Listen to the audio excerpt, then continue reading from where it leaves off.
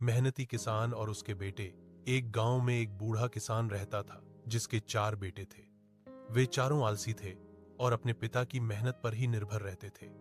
किसान अपने बेटों के भविष्य को लेकर बहुत चिंतित था। जब वह बूढ़ा हो गया और उसे लगा कि अब उसका अंत निकट है, तो उसने अपने बेटों को सबक सिखाने का फैसला किया। उसने अपने सभी बेटों को बुलाया और कहा, मेरे प्यारे बेटों, मैंने खेत में एक खजाना छिपा रखा है। तुम सब उसे ढूंढ निकालो ताकि तुम सब अमीर बन सको। यह सुनकर चारों बेटे बहुत खुश हुए।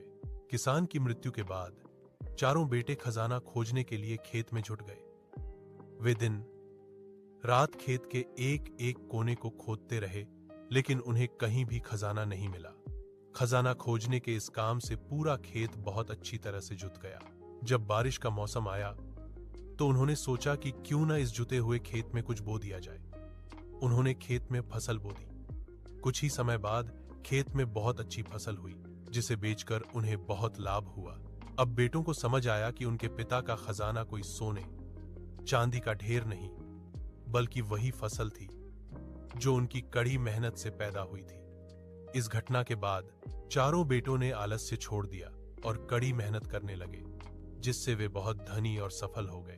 सीख: इस कहानी से यह सीख मिलती है कि परिश्रम ही सफलता का सच्चा खजाना है और मेहनत का फल हमेशा मीठा होता है। चैनल को लाइक करें, सब्सक्राइब करें। आपके एक लाइक से हमें बहुत मदद होती भाइयों बहनों। चलिए अब हम विदा लेते हैं, फिर मिलेंगे एक नई कहानी। तब तक के लिए अलविदा।